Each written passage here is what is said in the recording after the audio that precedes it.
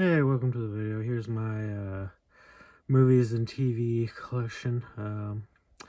First, I'm a big Takeshi Kitano fan, or at least I like a lot of his films. This is one of my favorite films he's done, which is A Sea at the Sea. It's about two, I think they're teenagers or young adults. They're both deaf, and the guy is a surfer, and that's his girlfriend on the right, and it's sort of this bittersweet, sort of happy yet sad film, and it's one of my favorites. A good 7 out of 10, 8 out of 10 film. Moving on to the next Kitano film I own, and this is I think the second movie he ever directed, and it's Boiling Point. Sort of baseball mixed with Yakuza, crime, growing up sort of film. It's alright. It's pretty hit or miss at times. Not my favorite of his work, but not his worst either. So it's an alright film. And I think it was distributed or it's licensed in the US, so there is Region A copies, or NTSC copies, I guess I should say. By Film Movement, I believe, put out this in the US. So it's an alright film. Moving on to the next Kitano film I own, which is Brother. I think the only one of his films that was shot in the US. It's alright. I think Kitano made some slight missteps with this film. I can see why he says he sort of regrets the decision to make this film. Another sort of Yakuza crime film, but set in the US, in LA mostly. It's alright. It's 6 out of 10.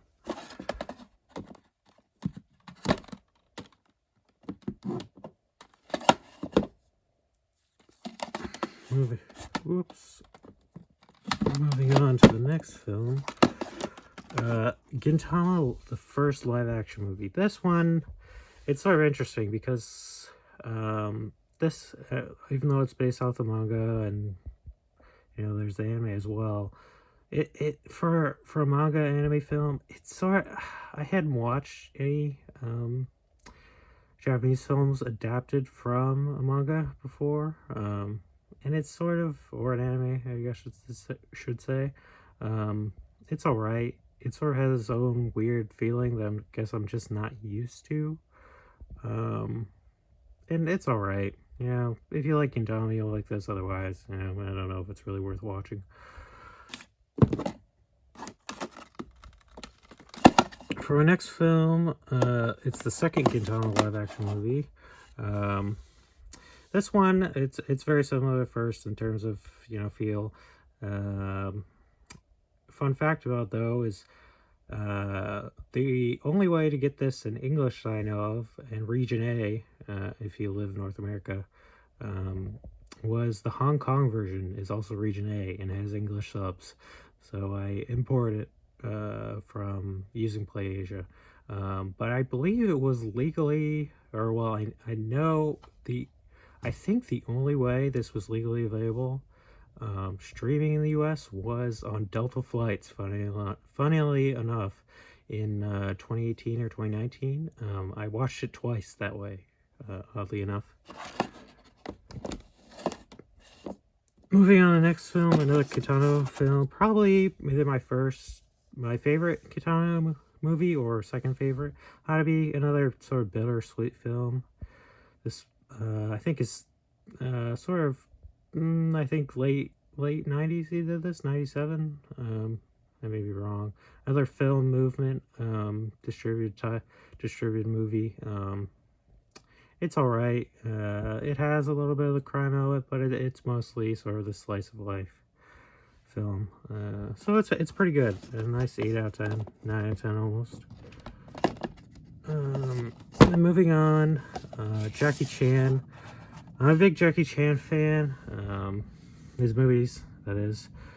Police Story 1, 2. I actually started watching the Police Story franchise way back in 2002 or 2003 when Papa John's ran a promo. They were giving out DVDs and little slipcovers with, I guess, Papa John's purchases, excuse me. And that's how I got Police Story 4, aka Jackie Chan's First Strike, and I've liked Jackie Chan ever since. And I wanted to pick up this Criterion Collection release, and got gifted it 1 year for Christmas. And they're pretty good films. I think the first film is Jackie's infamous stunt where he almost dies, with that jumping stunt he does through all those light fixtures. They're pretty good, 7 out of 10 Asian action films, so worth a watch. Next is Police Story 3 Super Cop. Michelle Yeoh co-stars along with Jackie Chan in this film. Probably 7 out of 10 movie, 6 out of 10, somewhere in that range. The stunts are great, the action's great, story is all right. There's one stunt that Michelle Yeoh does is just frankly unbelievable. She did it. It almost, I thought it was CGI when I first watched it. It's that sort of unbelievable, but good 6.5, 7 out of 10 movie. Moving on to Jackie Chan's First Strike, aka Police Story 4. This one is kind of funny. Jackie has a few good stunts in this. It's all right. It's nostalgia for me, so I give it a 7 or 8 out of 10, but I can see someone probably not ranking this very high among Police Story movies or even Jackie's films in general. So it's a pretty decent movie to me, but I can see why someone wouldn't like this movie as much as I do.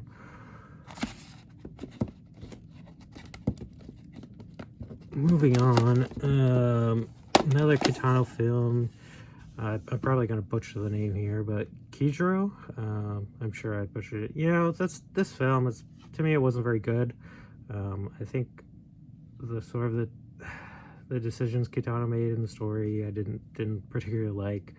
Maybe I just don't understand the sensibilities in this film, but it just wasn't for me. Moving on, some, I guess, internet video here. Mega 64's In 5 Minutes. They're sort of parodies or takes on Evangelion, Dragon Ball, and Metal Gear Solid. If you're familiar with Mega 64, they're definitely worth a watch, at least on YouTube. I liked it enough to get the Blu-ray. Have a few signatures from Mega 64, which is cool. So yeah, they're pretty entertaining. If you've heard of Mega 64, I would check this out. Search In 5 Minutes on YouTube. It's definitely worth a watch. Next is the two MXC from the mid to late 2000s. These two Blu-ray releases that Discotheque Media recently put out. I think it has all episodes except for 4, which they don't have on here due to licensing issues of the, I think, 81 that were originally released. Just a funny parody of Takeshi's Castle from the 80s. Sort of humor of the time, but humor that's relevant now too, that's in here. So I would recommend, if you want to check MXC out, I would recommend searching up on Twitch. I think there's albeit it's cropped, but I believe there is someone live streaming all the episodes 24/7. So it's worth a watch if you're into the sort of humor. Next is Sonatine, another Kitano film. Probably my favorite sort of Yakuza crime film he's done. This one, I think it has probably his most artistic approach to a Yakuza film. Also sort of slice of life. Just a good 8 out of 10 film. Certainly one of my favorite films he's done. Next is the Star Wars prequel trilogy. Bought this, I don't know, 5 or 6 years ago from Best Buy. I remember watching the third film back in 2005 in theaters. For me, it's just nostalgia. I obviously, there's thousands and thousands of videos online of people's opinions on these films. I'll be the first one to admit it's not that great, but nostalgia, that's part of why I own it. So it is what it is. moving on, another Kitano film, sort of at the midpoint of his career, The Blind Swordsman Satoshi. This one, I haven't watched it. It's still sealed. I want to at some point. Definitely gonna check it out. It also contains Sonatine on DVD, and I think Quentin Tarantino gives like a 7 or 8 minute sort of interview on his thoughts on Sonatine. So that's sort of why, you know, if you want this on physical media, I know it's also on YouTube. That his sort of Quentin Tarantino's interview about Sonatine. You know, that's, if you watch that, it's sort of worth watching his perspective on Satoshi, or excuse me, Sonatine. But yeah, it's something I definitely need to watch in the future. Next and finally is Violent Cop. Kitano's first movie, I think he did in '89, or first movie he directed, I should say. This one, I go back and forth. You know, it's probably a 6 or 7 out of 10. The ending is really good, but it is definitely violent. Has a lot of mature themes. Definitely sort of, yeah, very mature and violent film. But it's cool that, you know, it was distributed in North America through film.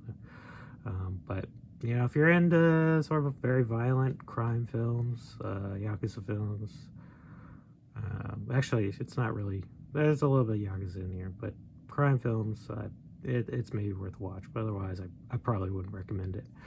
And the rest is just empty Blu-ray cases, just extra ones I have, just in case I buy Blu-ray that's damaged in the mail. I don't feel like returning it. Just the same thing with the Evangelion case there, and just Yu-Gi-Oh! Manga. And that's it. Thank you for watching.